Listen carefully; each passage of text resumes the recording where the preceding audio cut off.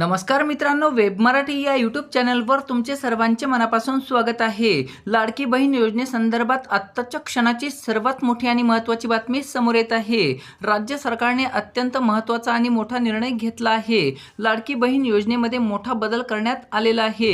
लाडकी बहीण योजनेचे तुम्हाला पैसे आले असतील किंवा आले नसतील किंवा तुम्ही आतापर्यंत अर्ज भरला नसेल, या सर्व महिलांसाठी ही अपडेट आहे, ही महत्त्वाची बातमी आहे। लाडकी बहीण योजनेचे पैसे तुमच्या खात्यात आत्तापर्यंत आलेले असतील तर आता पैसे खात्यात येण्यासाठी पुन्हा तुम्हाला एक काम करावं लागणार आहे, अन्यथा तुमच्या खात्यात पैसे येणार नाहीत, अशी ही अपडेट आहे। या संदर्भात सविस्तर माहिती या व्हिडिओत जाणून घेऊया। तत्पूर्वी तुम्ही वेब मराठी या यूट्यूब चॅनलवर नवीन असाल तर खाली दिलेल्या लाल रंगाच्या सबस्क्राईब बटनावर क्लिक करा आणि समोरील बेल आयकॉन क्लिक करा, जेणेकरून अशाच प्रकारचे नवनवीन आणि माहितीपूर्ण व्हिडिओ तुमच्यापर्यंत सर्वात आधी पोहोचतील।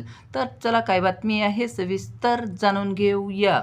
तर मित्रांनो, काही मिनिटांपूर्वी ही बातमी आलेली आहे। राज्य सरकारने अत्यंत महत्त्वाचा आणि मोठा निर्णय काही मिनिटांपूर्वी जाहीर केलेला आहे।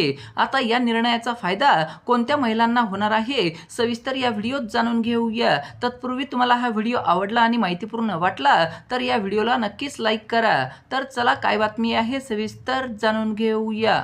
तर मित्रांनो, लाडकी बहीण योजनेचे ऑक्टोबर व नोव्हेंबर या महिन्यांचे एकत्रित 3,000 रुपये 10 ऑक्टोबर रोजी लाभार्थी महिलांच्या खात्यात जमा होतील, अशी घोषणा उपमुख्यमंत्री अजित पवार यांनी बुधवारी केली होती। लाडकी बहीण योजनेचा लाभ घेण्यासाठी आधी अर्ज करावा लागतो।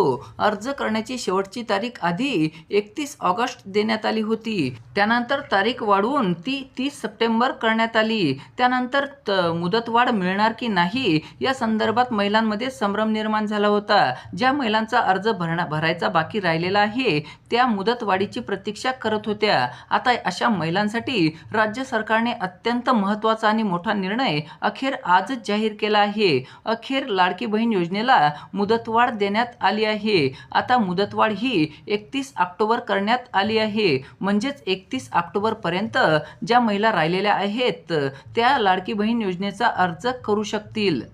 त्यानंतर राज्यभरातल्या लाखो महिलांसाठी अत्यंत महत्त्वाची आणि मोठी सूचना।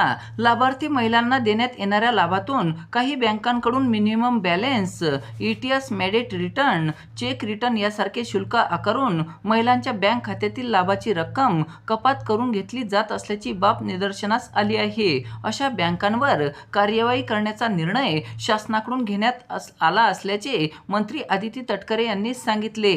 त्यानंतर काही महिलांच्या बँक खात्यात आधार सीडिंग नसल्याने लाभ मिळत नाही। याबाबत अंगणवाडी सेविका, मदतनीस यांच्या मदतीने दिनांक 2 ऑक्टोबर ते 7 ऑक्टोबर या कालावधीमध्ये विशेष मोहीम राबवावी, अशा सूचना प्रशासनाला देण्यात आल्याचेही त्यांनी सांगितले।